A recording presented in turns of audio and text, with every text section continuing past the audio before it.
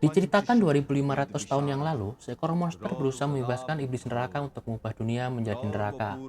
Tapi untunglah sang Buddha muncul di hadapan monster dan menarik paksa mata merah dan mata hitam sang iblis, di mana kedua mata itu adalah merupakan sumber kekuatannya. Tapi kedua mata itu kemudian terlepas dan melarikan diri. Buddha pun mengejarnya dan berhasil menangkap si hitam dan kemudian dimasukkannya ke dalam peti sarira. Namun sang merah berhasil kabur dan bersembunyi dalam tubuh manusia selama 7 malam. Namun pada malam ke-8, ia berbalik dan pura-pura menyerahkan diri. Setelah menyadari bahwa yang dilaluinya adalah sebuah jembatan dengan 7 pijakan dan ia meyakini jika dia tak akan bisa lolos. Sang Buddha kemudian juga masukkannya ke dalam peti sarira. Peti sarira itu kemudian dipisahkan dengan menguburnya di gurun barat dan di tebing terjal di timur. Kepada para muridnya yang tidak bernama, Sang Buddha mengatakan bahwa mereka harus memastikan kedua mata itu tidak pernah bertemu. Hingga akhirnya, pada bulan Oktober 2005 di perbatasan India dan Pakistan, seorang profesor bernama Kim berhasil menemukan peti sarira itu. Ia telah lama meneliti legenda Sutra Intan Sang Buddha, dan ia ingin membuktikan kebenaran Sutra Intan itu. Berita penemuan itu pun menghebohkan umat Buddha di seluruh dunia. Namun hasil evaluasi menunjukkan jika Profesor Kim telah manipulasi penemuannya, dan ia pun dijatuhi hukuman penjara. Namun Profesor Kim tak terima, dan 14 tahun kemudian, saat kemunculan bulan darah yang muncul setiap 35 tahun, Profesor Kim berusaha membuktikan jika dirinya adalah benar. Profesor Kim membuka peti sariranya dan dengan mantra yang dimilikinya, dia membangkitkan si merah yang menggunakan darah tangannya sendiri. Namun, setelah ditunggu beberapa saat, ternyata tidak terjadi apa-apa. Profesor Kim yang marah berniat untuk bunuh diri. Namun di luar dugaannya, ternyata si merah sudah bangkit dan menatapnya.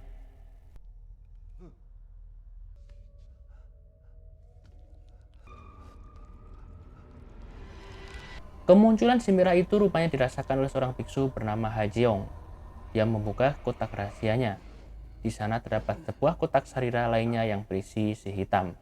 Biksu Hajeong bertekad untuk menggagalkan si merah. Pagi harinya, Biksu Hajeong memanggil muridnya Cheong Seok yang sudah 2 tahun puasa bicara. Hajeong membawa muridnya itu masuk ke ruangannya.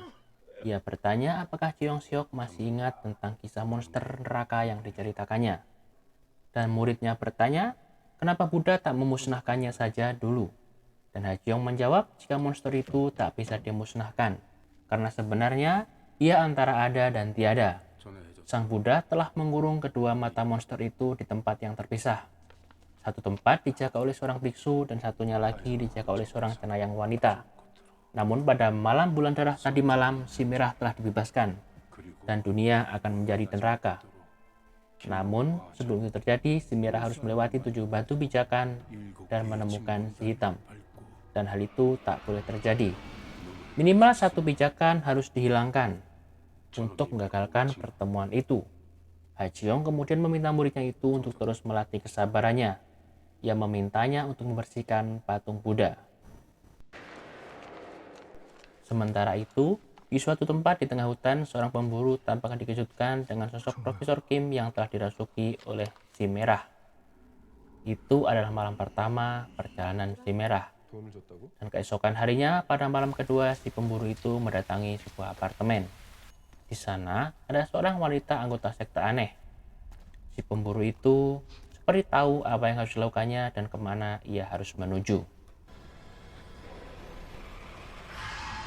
Di sisi lain, Cheong Seok yang saat itu sedang tidur didatangi oleh gurunya Hajeong. Gurunya itu memberikan sebuah tugas kepadanya. Cheong Seok dimintanya untuk mencari seorang bisu yang bernama Sun Hua. Tugasnya hanya mengatakan kepada Sun Hua jika si merah telah dilepaskan. Dan pagi harinya, Cheong Seok sangat terkejut karena apa yang dialaminya itu adalah mimpi. Dan kini sang guru telah mati dengan posisi bersemedi. Peti sarira terletak di sampingnya. Di tempat lain, seorang detektif bernama Kim Ho Tae sedang memeriksa TKP, tempat si pemburu melakukan aksinya. Namun ia sangat terkejut karena terlihat dari rekaman CCTV jika si pemburu kini tampak juga mati dan tubuhnya mengering. Sementara wanita penyewa apartemen itu menghilang. Tapi anehnya, ia meninggalkan semua barangnya di apartemen itu. Kembali ke Cheongseok, saat itu biksu Hajeong akan dikremasi. Dan di saat waktu senggang, ia menemui salah seorang murid lainnya. Ia teringat pesan gurunya itu untuk mencari biksu Sunhwa. Dan setelah mendapatkan alamatnya, ia pun segera mengumpulkan barangnya dan berangkat. Ia berpesan kepada temannya itu akan segera kembali sebelum sang guru dikremasi. Sunhwa kini bukan lagi seorang biksu. Ia memutuskan berhenti karena suatu kasus. Dan malam itu ia sedang berkomunikasi dengan para roh yang marah kepadanya karena belum didoakan. Dan keesokan harinya, Cheongseok pun sudah tiba di sebuah terminal bus. Ia sedang menunggu sebuah bus yang menuju ke alamat biksu Sunhwa. Namun tiba-tiba, catatan alamat sang biksu tertiup angin dan terbang. Dan saat Cheongseok berusaha mengambil kertas catatan itu, ia kehilangan tasnya. Di dalamnya ada perbekalannya dan juga peti sarira. Ia memandang sekeliling berharap melihat siapa yang membawa tasnya. Namun pandangannya sekilas terhenti. Ia seperti melihat seorang wanita cantik yang kemudian menghilang. Beruntung ia tidak kehilangan tiket bus yang sudah dibelinya. Dan ia pun melanjutkan perjalanannya. Kini Cheongseok telah sampai di tempat biksu Sunhwa. Sang mantan biksu yang saat itu baru saja pulang dari bekerja terkejut melihat kehadiran Cheongseok. Cheongseok kemudian menceritakan maksud kedatangannya. Ia mengatakan pesan guru Hajeong, tapi ia meminta maaf karena peti sarira telah hilang dicuri orang. Di tempat lain, seorang pengantar makanan akan pulang ke rumahnya. Tapi saat ia melewati sebuah terowongan, ia melihat temannya sesama anggota sekte yang tampak aneh dan membutuhkan pertolongan. Karena kasihan, ia pun berhenti dan mendekati wanita itu. Ia tak tahu jika si wanita itu telah kerasukan si merah. Setelah merasuki si tukang pengantar makanan, kini si merah melanjutkan aksinya. Ia berkeliling menggunakan tubuh si pengantar makanan. Kini, ia berada di depan rumah Airan, si wanita misterius yang dilihat Cheongseok di terminal. Airan adalah seorang cenayang wanita yang memberikan semangkuk darah pada si pengantar makanan. Di sisi lain, Cheongseok yang kelelahan akhirnya ketiduran di rumah Sunhwa. Dan saat itulah roh biksu Hajeong menemui Sunhwa. Ia mengatakan jika Sunhwa tak bisa berhenti menjadi biksu. Sudah menjadi takdirnya sampai mati untuk menolong para arwah. Tapi kini tugasnya adalah untuk mengagalkan si merah menemukan si hitam. Si merah telah menemui beberapa pijakannya. Dan pijakan terakhirnya adalah seorang cenayang wanita. Sunhwa harus membunuhnya sebelum si merah menemukan pijakannya yang terakhir itu. Dan keesokan harinya, ia pun mempersiapkan barang-barangnya. Ia mengeluarkan tasbih dan juga kapaknya. Di lacinya itu tampak sebuah baju penuh darah dan juga sebuah surat. Sebelum berangkat, ia membeli beberapa peralatan lainnya. Ia juga membelikan sebuah sepatu untuk Cheongseok. Dan saking girangnya dengan sepatu barunya itu, Cheongseok kelupaan dan melanggar sumpah diamnya. Setelah melakukan sedikit perjalanannya, akhirnya biksu Sunhwa sampai di tujuannya. Namun seorang tetangga mengatakan jika si cenayang wanita sudah pindah, dan Sunhwa pun segera melanjutkan perjalanannya. Sementara itu, kini detektif Hutai sedang di TKP lainnya. Ia memeriksa mayat wanita yang kini juga sudah mengering. Dan seperti mayat korban lainnya, di kepalanya terdapat sebuah lubang yang aneh. Sedangkan biksu Sunhwa kini sudah sampai di sebuah terminal. Sambil menunggu bus, ia membaca surat di lacinya tadi. Surat itu berasal dari seorang wanita yang meminta maaf kepadanya karena telah membunuh keluarganya. Wanita itu memilih mengakhiri hidupnya untuk menebus kesalahannya. Ia juga meminta Sunhwa untuk merawat anaknya, meskipun ia malu mengatakan itu. Yang mana anak itu adalah Cheongseok, biksu muda yang kini berada di sampingnya. Seketika Sunhwa marah dan berniat meninggalkan Cheongseok. Namun entah kenapa ia kembali lagi. Ia bertanya, apakah benar biksu Hajeong memintanya untuk mengikutinya? Dan Cheongseok menggeleng.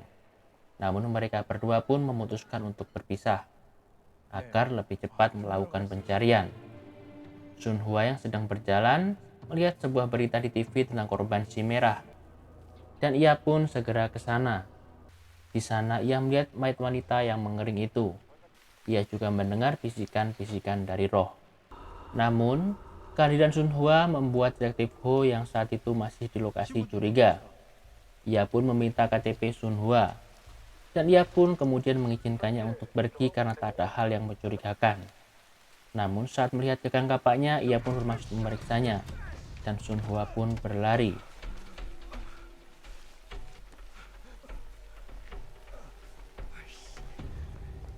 Di sisi lain, kini Cheong Seok telah sampai di kediaman Airan.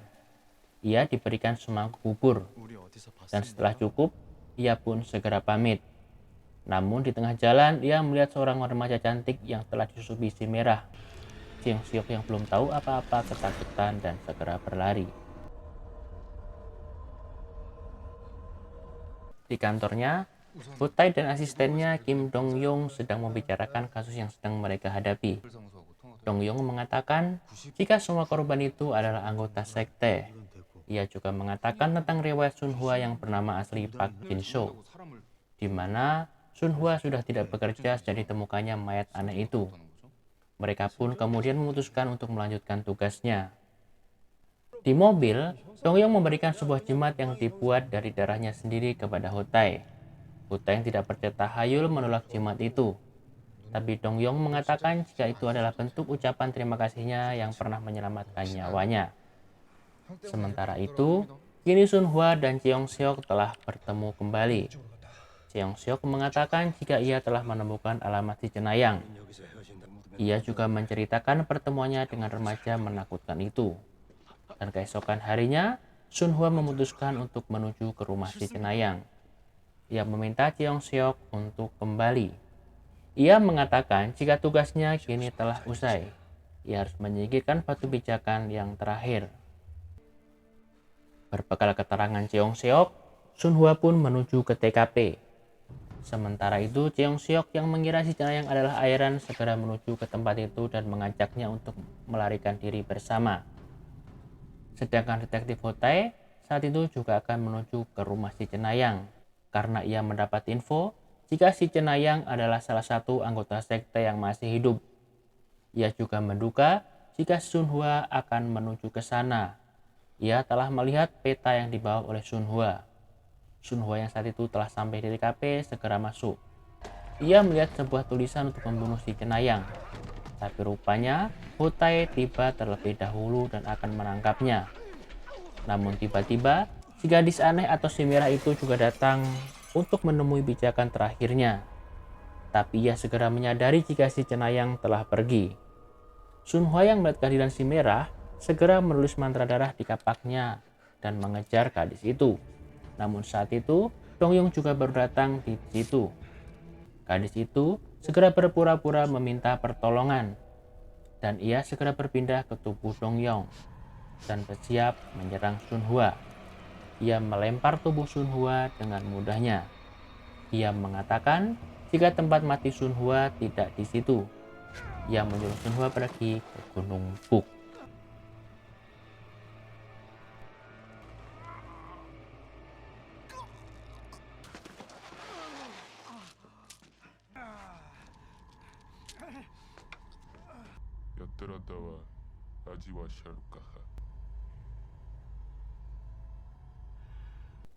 Di sisi lain, rupanya Cheong Seok berencana membawa Airan pergi ke Gunung Buk, tempat Biksu Hajeong.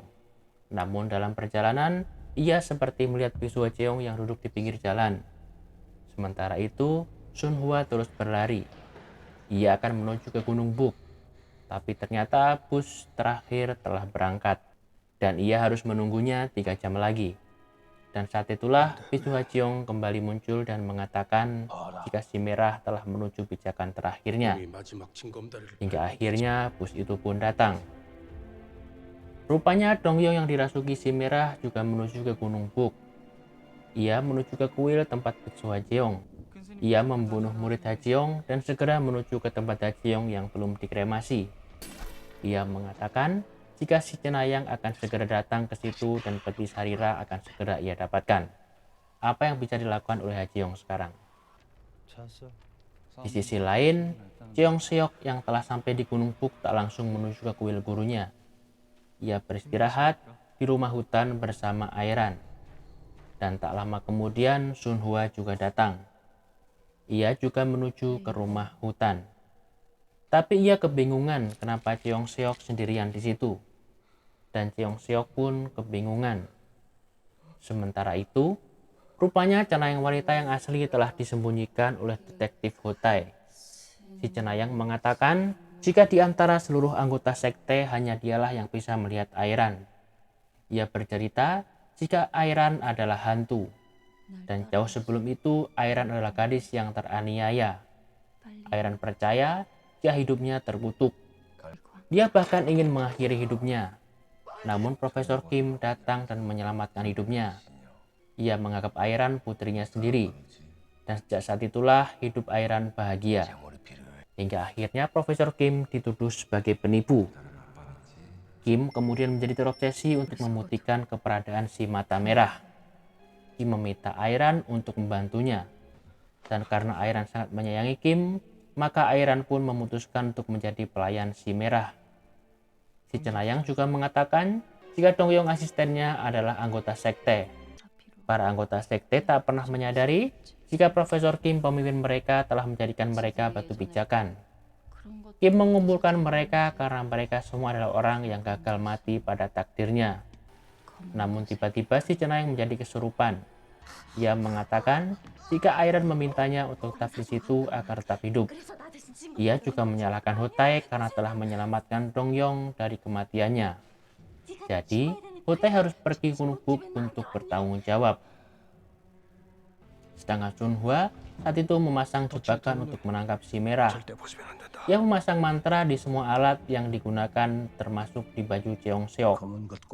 Sun Hua mengatakan jika si merah dan si hitam adalah wujud dari kecemasan dan kekhawatiran. Jika sampai mereka ketemu, maka dunia akan menjadi neraka. Dan saat tengah malam, pada hari ke-8 itu Sun Hua membaca mantranya dan memanggil si merah yang telah merasuki Dongyong. Dan tak lama kemudian Dongyong pun segera datang. Seperti instruksi Sun Hua, Cheong Seok kemudian menarik tali jebakannya. Tugasnya adalah membunuh Sun Hua begitu ia dirasuki. Namun si merah berbisik kepada Sun Hua jika tujuan akhirnya adalah orang yang dapat membuka peti Sarira. Dan orang itu adalah Cheong Seok. Sun Hua yang telah berhenti jadi biksu tak akan bisa membukanya. Jadi sebaiknya ia mengakhiri hidupnya saja, karena ia sudah tak berguna. Dan seperti terhipnotis, Sun Hua pun meletakkan pistol Dongyong di kepalanya. Si merah kemudian memanggil Airan dan membantunya menemukan Cheong Seok. Airan kemudian datang dan melepas baju mantra Cheong Seok. Tiba-tiba lonceng di kuil biksu Hajiong berbunyi. Sun Hua segera tersadar dan meminta Cheong Seok untuk berlari. Ia berusaha menahan Dongyong, tapi ia tak punya kekuatan untuk melakukan itu. Ia diserang oleh iblis anak buah si merah.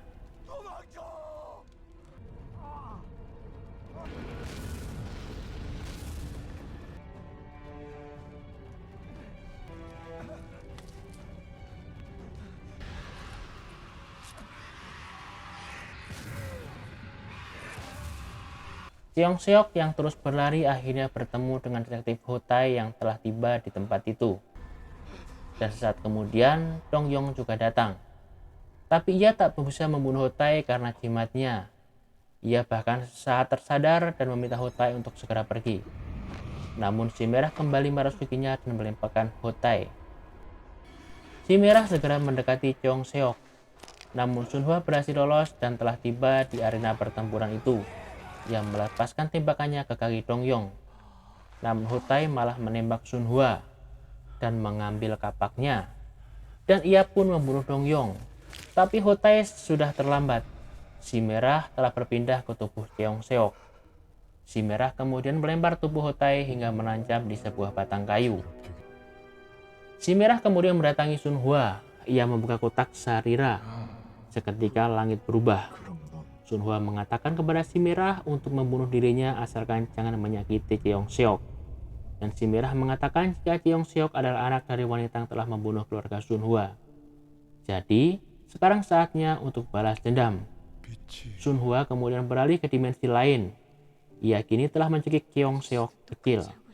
Si Merah memintanya untuk mencekik anak itu, tapi Sunhwa tak mampu melakukannya. Si Merah pun akhirnya kehilangan kesabaran dan akan membunuh Sunhwa. Tapi rupanya Sunhwa telah memanfaatkan waktunya untuk menulis mantra di wajah Cheong Seok. Sehingga ia pun tersadar dan segera membunuh si Merah yang telah berpindah ke tubuh Sunhwa. Seketika langit pun berubah kembali cerah.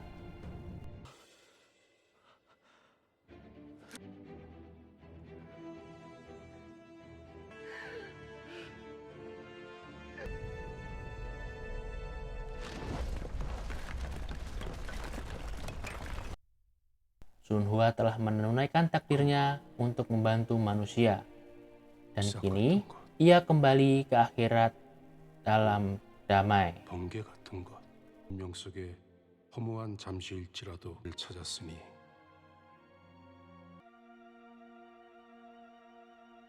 Beberapa waktu kemudian, Cheong Seok balik ke gurun barat dan kembali mengepur peti Sarira di sana. Dan pada saat itu, Airan datang. Cheong Seok kemudian membebaskan belenggu si Merah di kaki Airan. Dan film pun usai. Oke guys, semoga kalian suka dengan alur cerita di film The Egg Knight ini.